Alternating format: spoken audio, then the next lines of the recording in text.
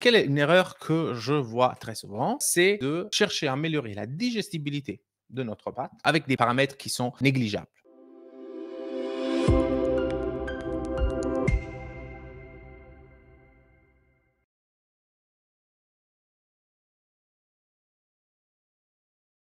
Alors forcément, la digestibilité de quelque chose, de ce qu'on mange, c'est important, OK? Dans une question vraiment, purement, pratique, on ne veut pas sentir, des sensations qui sont pas agréables après qu'on a mangé la pizza, comme, une baguette ou comme, un gâteau.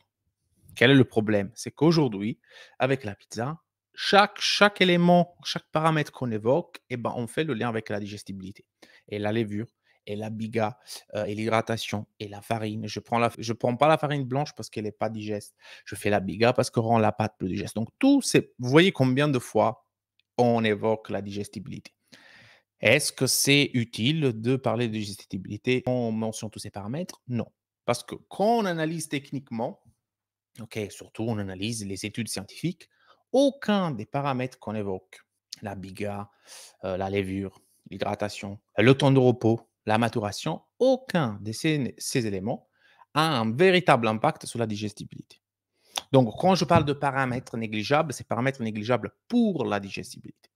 Donc se poser autant de questions sur la digestibilité, quand on regarde ces paramètres, c'est inutile. Quand vous entendez quelqu'un parler de protocole ou de quelque chose et dire que ça améliore la digestibilité, vous savez qu'il dit n'importe quoi. Certes, c'est quelque chose de marketing. Je fais la pizza comme ça parce que ça améliore la digestibilité. Mais le but ce soir, c'est de comprendre que d'un point de vue technique, scientifique et chimique, la digestibilité ne s'améliorera avec aucun de tous ces paramètres qu'on pense. OK? Donc, la digestibilité vient de quoi? Vient du fait de manger peu, donc pâtes et garniture toujours ensemble. Après, on fait attention parce que oui, alors est-ce que tous les pâtes vont être digestes? Non. Il y a un élément important, le sol, qui va impacter la digestibilité, à mon avis, c'est tout ce qui est la densité de pâte. OK?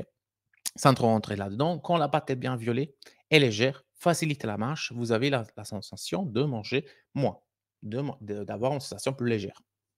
Et peu importe si c'est biga, si c'est 60, 80, 80 000 d'hydratation, 10 grammes de levure, 5 grammes de levure, tout farine blanche, farine semi-complète, tout ça n'impacte pas la digestibilité. Et surtout après, l'autre parenthèse, c'est par rapport à la garniture, hein. Nous, on l'oublie, mais la garniture a autant d'impact que notre pâte, en fonction du type de pizza. Forcément pas une marinara, mais OK, donc faites attention parce que la digestibilité, c'est pas un paramètre qu'on peut améliorer en touchant tous ces autres paramètres.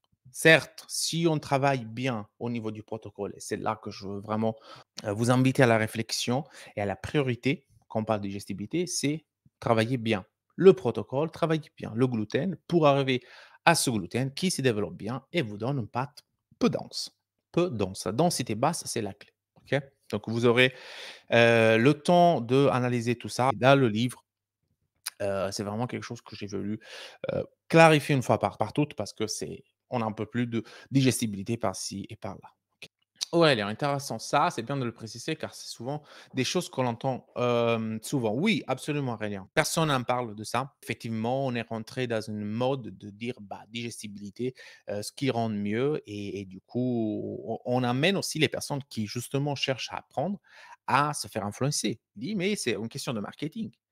Et on amène à faire les choses, notamment la biga, parce qu'on pense qu'il amène la digestibilité. On fait les longs repos parce que ça améliore la digestibilité. Non, aucun étude va vous montrer que la maturation et le repos long ou la biga va vous améliorer la digestibilité. OK? Aucun docteur va vous dire, madame ou monsieur, mangez une pâte qui a maturé bien 62 heures, sinon vous n'allez pas la digérer. Voilà. Donc ça, c'est un peu le message.